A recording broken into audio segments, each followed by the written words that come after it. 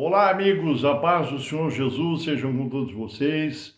Depois de alguns dias de ausência, estamos retornando aqui com os nossos vídeos pelo YouTube, por este canal, orações, reflexões, e sempre meditando sobre alguma coisa voltado para a palavra de Deus, para os ensinamentos do Senhor. Vez ou outra eu sou surpreendido por alguém que nos envia algum vídeo trazendo coisas que nos lembram o passado, a nossa infância, para os mais velhos, como eu, por exemplo, né? E lembrando de refrigerantes da nossa época de criança, roupas que nós usávamos, calçados, brincadeiras como bolinha de gude, carrinho de rolemã, tantas coisas, né? E vez ou outra aparecem esses vídeos relembrando coisas do passado que para nós que temos mais idade, claro, nos traz momentos de saudades, momentos de recordações, de lembranças de um mundo que era muito diferente do que é hoje, né? Muitas das coisas que existem hoje, como internet, celulares, computadores, tablets, tudo isso não existia. O mundo mudou bastante. E claro que essas lembranças, essas imagens nos trazem saudades, recordações de coisas boas. E eu queria aproveitar, falando sobre isso, eu estava refletindo e lembrando também de coisas do meu passado espiritual. Então eu queria hoje compartilhar com vocês algumas considerações, né, a respeito de como era o mundo dos crentes, o mundo dos evangélicos, né? Muita gente diz, não gosto que fale em crente e tal. É verdade, a palavra crente se tornou pejorativa até, alguma crente, então muitos dizem, eu sou cristão. Mas a verdade é que as coisas mudaram muito.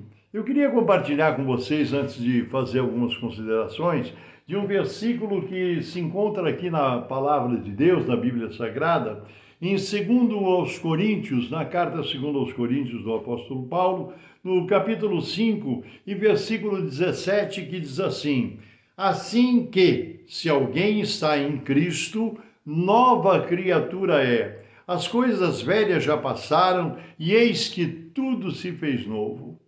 Então, meditando, refletindo sobre as palavras desse versículo, eu queria considerar com você, em comparação a hoje, para mim, talvez para algumas pessoas da minha idade ou que estão próximas dela, as coisas hoje são tão diferentes. E eu queria dar para você uma ideia, pintar um pouquinho para você como eram os cultos, as igrejas, há alguns anos atrás, e não são tantos anos assim, 40, 50, 30 anos atrás, as coisas eram muito diferentes.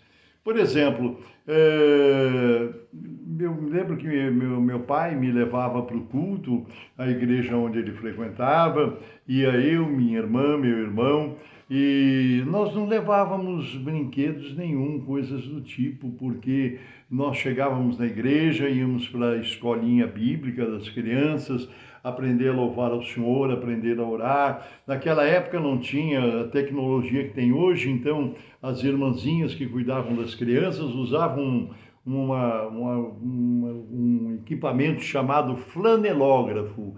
Era uma tela de flanela que era colocada num tripé e ali tinha umas figurinhas que, conforme ela ia contando as histórias do Evangelho, as histórias de Jesus, ela colocava aquelas figurinhas na flanela e ela ficava presa. E a gente achava aquilo sensacional. E eu confesso para você que foi nessa época que eu comecei a aprender as primeiras histórias sobre a pessoa de Jesus e ter uma ideia na minha imaginação de como seriam as coisas, né? Se chamava flanelógrafo, né? E o tempo era diferente. E quando terminava a escolinha bíblica do meu dominical das crianças, nós íamos para o culto principal e sentávamos com os adultos e ficávamos quietinhos, prestando atenção, porque depois do culto, chegando em casa, meu pai ia perguntar, questionar o que nós tínhamos entendido, o que nós podíamos falar sobre o culto, aprendíamos a cantar os hinos, né, mais conhecidos dos hinários. Era bem diferente de hoje. Havia uma reverência nos cultos, havia uma reverência. A começar com as roupas que se apresentavam, né? Eu me lembro que os irmãos iam todos de terno, traje social, né? Por quê? Para honrar a Deus, para ter uma aparência bonita diante do Senhor, né? Só um clima de sobriedade na presença do Senhor. Os cultos eram bem diferentes dos de hoje, bem diferentes do de hoje, porque o tempo maior, nas igrejas pentecostais, o culto tinha duração de 2 horas. Se começava às 8 horas da noite, ia até às 10. Se começasse às 7, ia até às 9. Eram 2 horas de culto, aonde louvávamos nas igrejas pentecostais, costumava-se bater palma, acompanhar os corinhos, os cânticos, com um aplauso, com bater palmas. Mas eu quero te dizer uma coisa. O tempo que era destinado para a ministração da palavra é de 1 hora e meia. 1 hora e meia era reservado para a mensagem, para a ministração da palavra de Deus. Não tinha um tempo menor do que esse, num culto onde durasse 1 hora e meia o culto, sempre o tempo maior era para a palavra de Deus. Louvores eram os cânticos que a igreja louvavam, né? Muitas vezes levantávamos de pé, cantávamos os hinos, acompanhado no inário. Então era muito diferente de hoje, onde nós vemos que as coisas estão bem diferentes. Nós reconhecíamos um crente ou uma crente na rua andando, a gente via que tinha uma aparência diferente. Hoje, irmãos, eu lamento falar isso, mas a gente olha para uma pessoa que a gente não conhece, a gente não consegue distinguir se aquela pessoa é evangélica, é crente, se ela tem uma vida transformada pelo poder de Deus, né? Então, muitos dizem hoje, não, Deus não está olhando para a roupa. Eu acho que Deus tem uma certa preocupação com roupa, porque quando Adão e Eva pecaram lá no Éden, e eles estavam nus, e eles se sentiram envergonhados, Deus providenciou roupa para eles. Deus providenciou, Deus não deixou eles à própria sorte. Então eu acho que Deus tem uma preocupação com a nossa aparência e tal. Talvez seja da minha idade, próprio da minha idade, né? A velhice nos traz esses pensamentos ridículos, né? Mas eu ainda creio que o nosso Deus é o mesmo Deus que Gênesis nos revela lá no início da Bíblia, seu comportamento, e eu creio que aquilo que era pecado para Deus ano passado continua sendo pecado nos dias de hoje. Hoje as pessoas dizem, eu me converti, mas não mudam de vida. Eu acabei de ler um versículo aqui, porque quem está em Cristo, nova criatura é. As coisas velhas já passaram e tudo se fez novo. Cristo na nossa vida, quando ele entra, há uma mudança de raciocínio, há uma mudança de pensamento, há uma mudança de atitude, há uma mudança de comportamento. Hoje eu fico chocado, às vezes, conversando com alguns crentes e até irmãs crentes que se dizem crentes e que no meio da conversa falam um palavrão para ilustrar o que estão falando, coisas que é comum. A gente sabe que aí no mundo, as pessoas que não conhecem Jesus falam palavrões mesmo, palavras obscenas, o que a Bíblia condena. É impressionante, você conversa com pessoas que são crentes, são obreiros, são obreiras, e no meio da conversa, de repente, solta uma palavra obscena que a gente fica chocado. Outro dia aconteceu isso comigo, com a minha esposa. Nós estávamos ouvindo uma pessoa conversar, de repente tomamos aquela chibatada daquele palavrão proferido por uma irmã.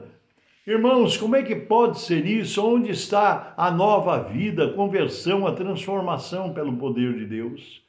Hoje, as pessoas vão para a igreja achando que aquele momento vai trazer milagres, presentes de Deus, prosperidade, solução de problema, cura de enfermidade, mas ninguém quer compromisso com Deus. Ninguém quer aliança com o Senhor. Ninguém quer ler, conhecer, ouvir essa palavra, que é a Bíblia Sagrada. Essa palavra é verdadeira, essa palavra é real, essa palavra é poderosa, essa palavra transforma as vidas. Se alguém está em Cristo, nova criatura é. As coisas velhas se passaram e tudo se fez novo. Você está vivendo uma novidade de vida? Jesus entrou na sua vida? Qual é o seu tipo de relação? Qual é o seu tipo de contato com Jesus Cristo? É o que ele pode fazer por você no sentido de curar enfermidade, prosperar a sua vida, te dar um bom casamento, solucionar os teus problemas, pagar as tuas dívidas financeiras? É esse o posicionamento de Cristo em sua vida? O posicionamento do Senhor Jesus é a sua transformação, é a mudança da sua vida, é a transformação, a regeneração. Hoje eu vejo que muitas vezes, eu falava, ainda agora conversava com a minha companheira, minha esposa, e eu dizia para ela, eu sinto uma dor no coração, porque a hora que Jesus voltar, ou a hora que for findando o tempo de vida humana na vida de cada um, quando der o último suspiro e descobrir que o seu destino não foi o céu junto de Deus, mas o seu destino é uma ausência do Senhor, uma condenação ao fogo eterno, no inferno, que a Bíblia fala do inferno, Jesus falou do inferno. E nós levamos isso como se fosse uma brincadeira, um faz de conta, um teatro. Não, a vida eterna é uma verdade, uma realidade. Então eu queria que você pensasse nisso. Quem está em Cristo, nova criatura é. Você é uma nova criatura, sua vida foi transformada pelo poder de Deus. Você abandonou a vida de pecado, a vida de transgressão, a vida de rebelião, a vida de desobediência. Porque hoje tem crente dentro da igreja que fuma, que bebe, que tem relações sexuais ilícitas, tem namorado que dorme com a namorada sem ser casado, tem várias situações que estão sendo vividas e parece que as igrejas, os pastores, os líderes estão aceitando tudo isso, mas a Bíblia continua condenando o pecado. A Bíblia continua falando da verdade de Deus. Aceite a verdade, aceite a Jesus Cristo, mude a sua vida pelo poder do Espírito Santo, arrependa-se dos seus pecados, tenha a vida transformada pelo poder de Deus, em nome do Senhor Jesus Cristo. Vamos orar. Senhor nosso Deus e nosso amado Pai Celestial, em nome de Jesus eu apresento cada irmão, cada irmã, cada vida que nos acompanha através das palavras, Senhor, que estamos pronunciando, ministrando nesse vídeo através desse canal do YouTube. Senhor, há uma grande necessidade de transformação na vida de cada um de nós. E essa transformação só pode ser realizada pelo teu poder e pela obra realizada por Jesus Cristo na cruz do Calvário. Em nome do Senhor Jesus, abençoa cada vida, abençoa cada lar, abençoa cada família, trazendo salvação genuína, regeneração, arrependimento do pecado, transformação de vida pelo teu poder, em nome de Jesus. Amém e amém. Deus te abençoe, Deus te guarde e até a próxima, nos permitindo Deus.